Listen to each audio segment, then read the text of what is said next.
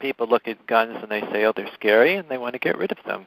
But we have them for a very, very important reason that's just as valid today as it was when this country was founded. Deshalb innerlich nicht zu uns gehört.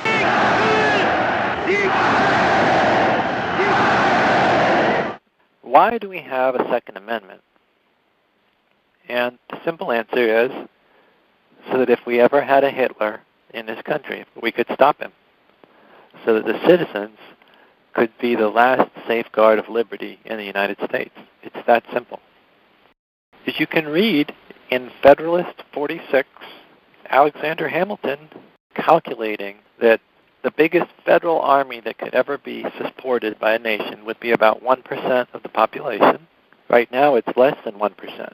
In the original scheme of the Constitution, the people were going to defend the country, and they were also the militia. In order to have a militia, the people obviously had to have arms. The highest number, which, according to the best computation, a standing army can be carried in any country, does not exceed 1/100th part, that's 1%, of the whole number of souls, or 1/25th part of the number able to bear arms. He says, to these would be opposed a militia amounting to near 500,000 of citizens with arms in their hands, officered by men chosen from among themselves, fighting for their common liberties, and united and conducted by governments, that's local governments, possessing their affections and confidence. If the federal government was ever taken over by a tyrant, if it went rogue, the people would be able to repel the danger. And when he says the people, he means all the people. Governments go bad quite often. It's hard to find a government in Europe that hasn't gone bad in the last century. France has been going through government after government ever since their revolution. In the immediate aftermath of their revolution, they had dictatorship after monarchy and dictatorship and revolution and bloody purges. Then in the next century, France was invaded by Germany in 1914. They were invaded by Germany in 1940. In 1946 came the Fourth Republic in France. In 1958, the Fifth Republic. There was the threat of a coup d'etat. It wasn't until 1965 that Frenchmen got to vote for president in their country in the 20th century. And then Italy, of course, had Mussolini. They had three governments in World War II.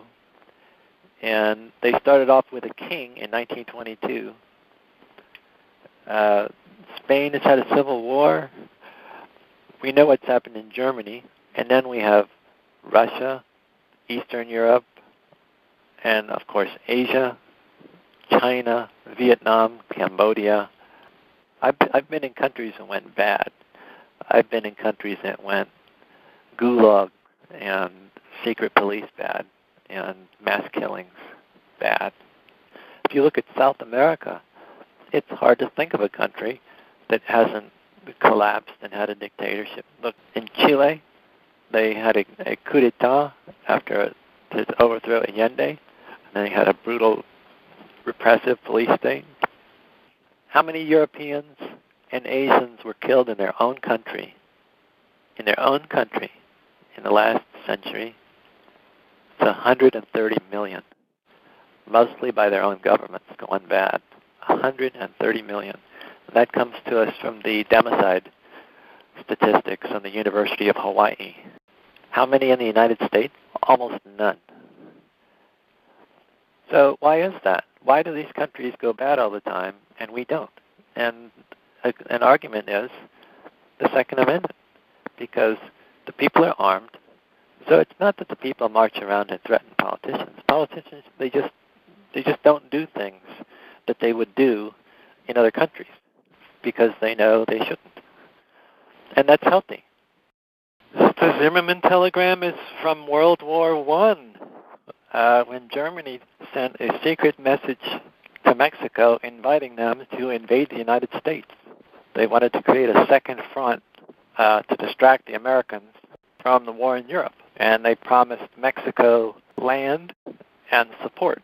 That is, they could capture part of the United States and keep it. And the Mexicans wrote back to the Germans and said, no, thank you, because America would be impossible to pacify, because even if they won, they wouldn't be able to overcome all the citizens who were armed. Talking of governments going bad, I was in Thailand when they had a coup d'etat, tanks in the streets, people with guns, the real thing.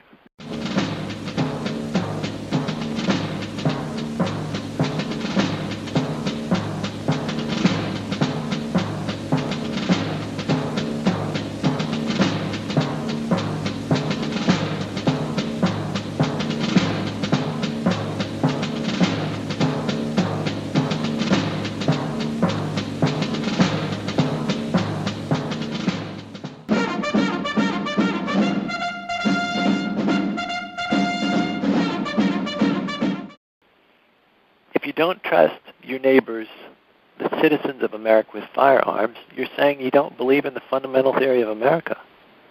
Because the fundamental theory of America is that a free people is fit to run their own lives and even hold the reins of their own government. So if you don't trust someone with firearm, you don't trust them to vote either. And you're saying you really don't trust your fellow citizens to run the country. We support the Second Amendment. In America, we trust the people to be wise and to be good. We trust them to take responsibility for themselves, their families, and their communities. And that is why in America we have always trusted the people to keep and bear arms. The Second Amendment's purpose was to keep the nation safe, stable, and free. It has done exactly that for centuries. God bless the founders for their wisdom and their foresight. We have this stabilizing separation of powers, and one of the key mechanisms is an armed citizenry.